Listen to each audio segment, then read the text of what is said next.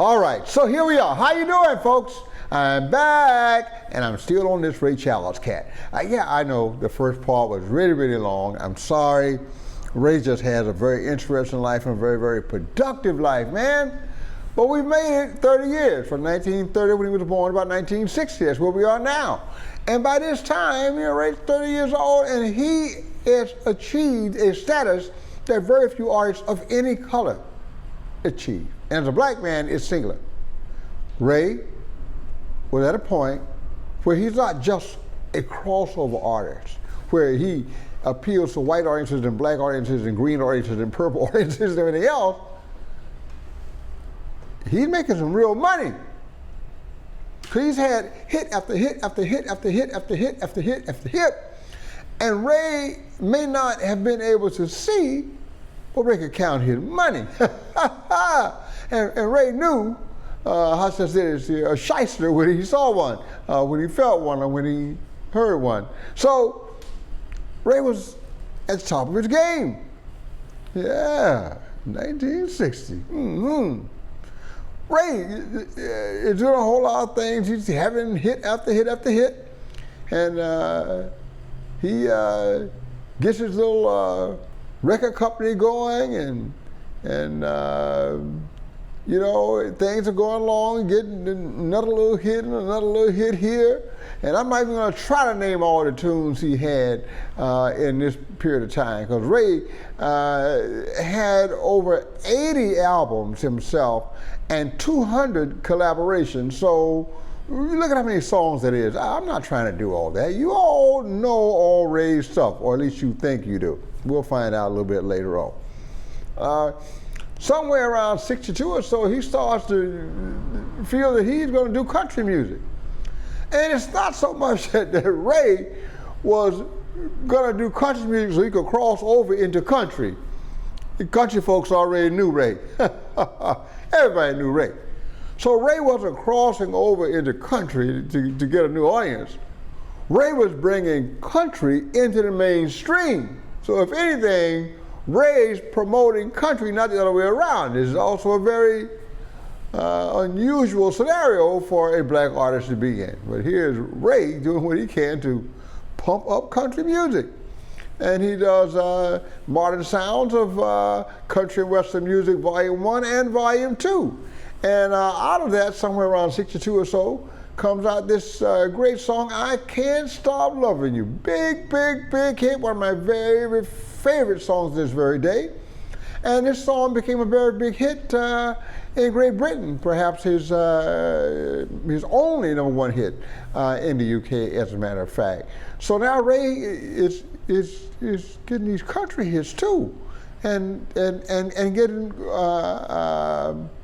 all kind of critical acclaim for these, winning Grammys and all kind of accolades from Billboard, and climbing the charts here and there on both sides. And some of these songs, although they were country, they do well on the pop side, they do well on the soul side, and they do well on the country side. Ray had a way of just making everybody happy with what he was doing.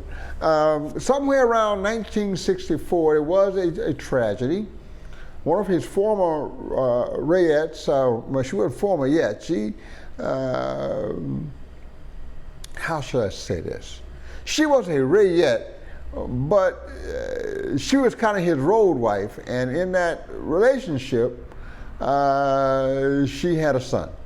And the situation became more and more hostile, and by 1964, on tour in Europe, he had a fire, and so she came back to the States, and we'll hear more about that later.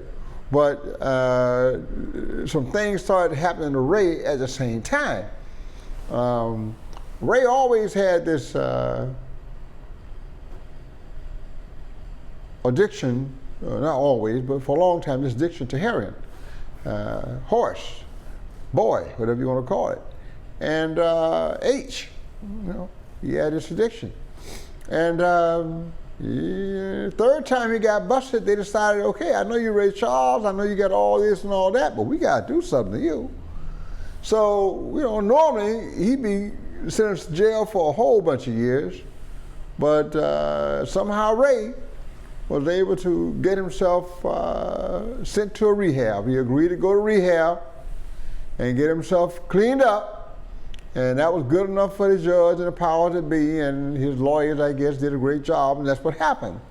It's funny, not only did Ray clean up while in rehab, he had this psychiatrist who was working with him, and decided that Ray needed more to do with his mind than what he was doing, so he decided Ray had a very cunning mind, very quick study, concentrate very well.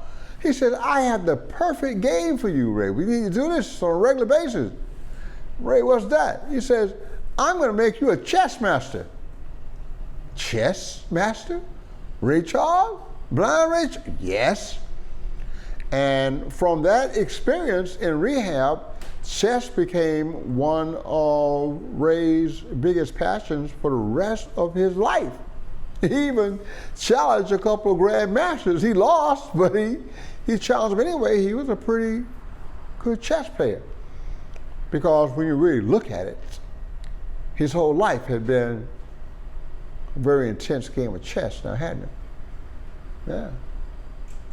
So he finally gets out of rehab, and he starts his own little record label, Tangerine Records at first, and he starts recording again. And within a short period of time, here we go again, hit after hit after hit after hit. Somewhere around 1966 or so, he met a young couple, Ashford and Simpson. Everybody knows Ashford and Simpson, one of the greatest songwriting teams of all time, Nick and Valerie. And they're gone now, but their music is most certainly here with us. They gave Ray a big bounce back from rehab and all the stuff he'd been going through over the last couple of years because of the drug conviction. And it's funny, the big hit was called Let's Go Get Stoned. But it was a big hit. And Ray's back on the charts. He had a dance chart with them and all, went well. And I think he may have even had another country hit called Crying Time. So once again, Ray's popping on all cylinders, and he got that sense of humor because the biggest hit he had coming out of rehab was Let's Go Get Stoned.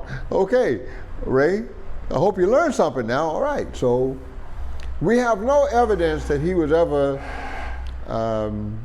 addicted again. No evidence of that. So he made the song, but I don't think he danced to that music, all right? At any rate, Ray continued to do his thing. He, in the 70s, he turned to kind of a, what people call progressive soul.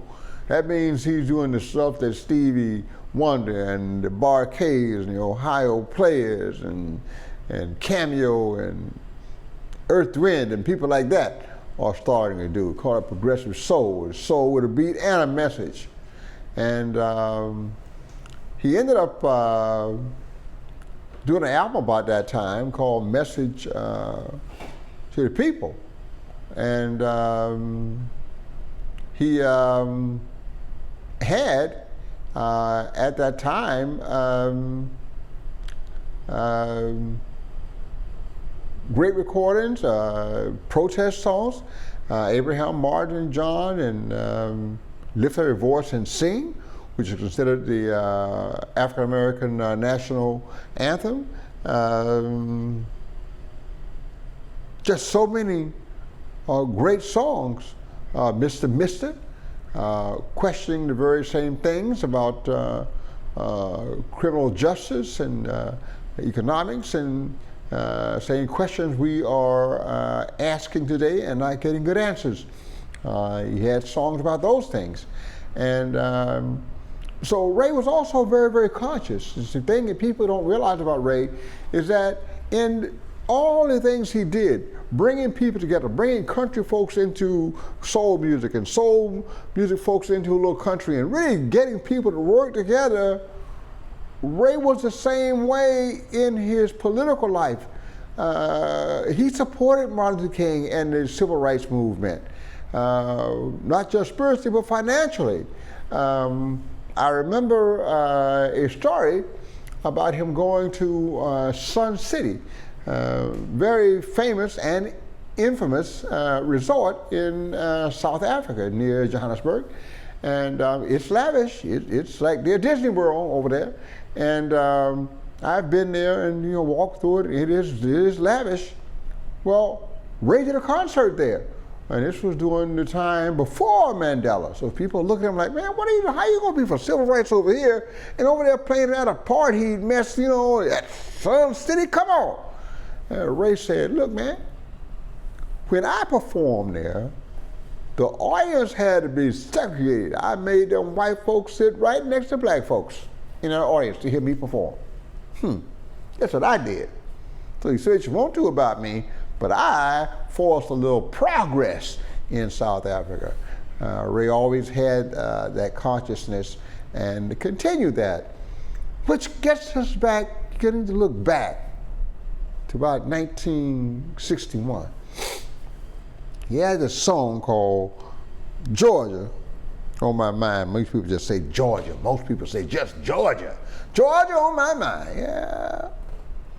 And somewhere around 61 in Augusta, Georgia, he's doing this concert, and he got shut down because they wanted to segregate the audience, put the black folks in the attic and white folks on the main floor, and Ray wasn't having it, so he canceled the concert, walked away. He got sued and everything else, but the state of Georgia made him persona non grata, all that mess. But in '79, he got to perform on the floor of the Georgia legislature. They became the Georgia state song. So here we are 18 years later, and Ray has flipped that script and once again has moved the cause of human dignity forward. The cause of human dignity is moved forward by his action and his resolve, and him standing firm about what he believed until the powers that be relented. That's Ray Charles. Now, Ray also still got to make some money, so he's doing this progressive soul thing, and 75, in the 70s, Stevie was a bad boy too. Prince was starting to come up, but Stevie was running things pretty much. And he had been working with Ashford and Simpson. They came out of the Motown stable, so Stevie was just a little skip and jump. And Living for the City becomes a big hit. He's changing recording companies and publishing companies and management and things like that as he feels he needs to. And he's working with people who can provide for him the environment necessary to do where he needs to go for the next thing. Very, very smart about making those kinds of decisions. He's also continuing this journey through this music evolution. And he's got this friend Quincy Jones, and one of the biggest hits, and a funny hit too he made, was a remake of a tune by the Brothers Johnson. And he did that with Shaka Khan. And I remember Ray told Shaka Khan, he said, baby, fine as you are, you can turn me upside down and take all my credit cards and cash and everything. out of my pocket. Ray was quite a character. Ray Charles knew great music. He was surrounded by great people. His friends were lifelong. He and Q first met when he went to Seattle back in the 40s, early 50s. And here they are, almost 50 years later, having a big hit. Speaking of hits, Ray had 18 Grammys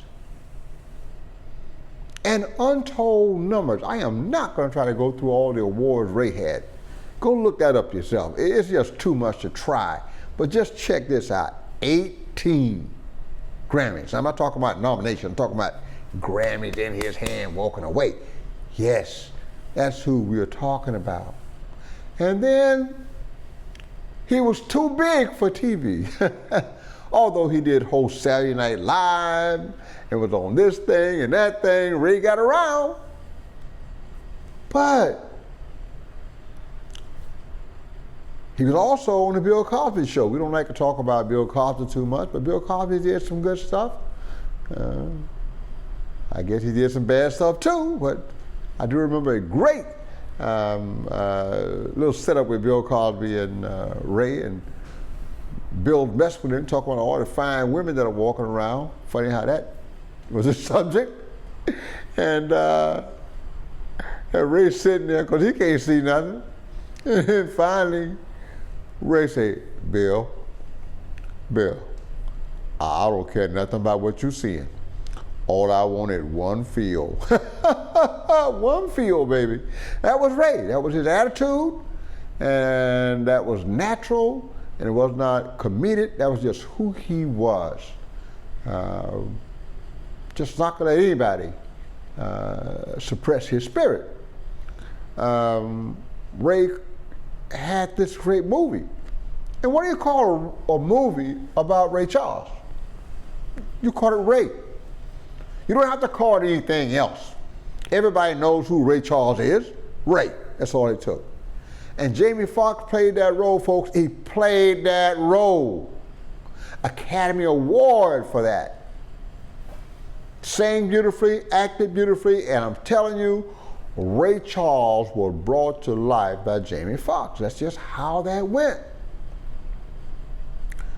You know, all good things must come to an end, and finally, after everything, Ray's body started to fall apart from all that he'd done to his body for all those years. But I want to remind you, Ray had 12 children, including the son by Miss Hendricks, who he raised. Ray took care of all of his children. All of them. He was not one of those deadbeat fathers. He took care of all of his children. And everybody was at his funeral, from B.B. King on down, Quincy Jones, all of them. They were all there. Paid tribute to a great man. Frank Sinatra said that Ray Charles was the only true genius in the entertainment world. Music critics have said, well, this guy, man, what can he do with a lyric? And this one, what can they do with a melody? And this one, what can they do with this? And this one, what can they do? But Ray had a 3-octave range, and Ray was the master of sound. From moans to groans, to slurs, to hollers, to screams, to squeaks, to cries, and he used it all with perfect measure in order to communicate every syllable of every word he ever sang. He had this wonderful palette of colors with his voice alone, like none other. And that was part of his genius. No one had the range of colors that the voice could produce with such control as Ray Charles. That's what he was. And everybody knew it. But he was a genius. He knew what to do, when to do it, how to do it, who to do it with. And like my father said, he knew when to hold them and he knew when to fold them. We're talking genius. So now, the best advice I can give you about Ray Charles, go out and listen to all of these great recordings, and they're just hundreds of songs out there.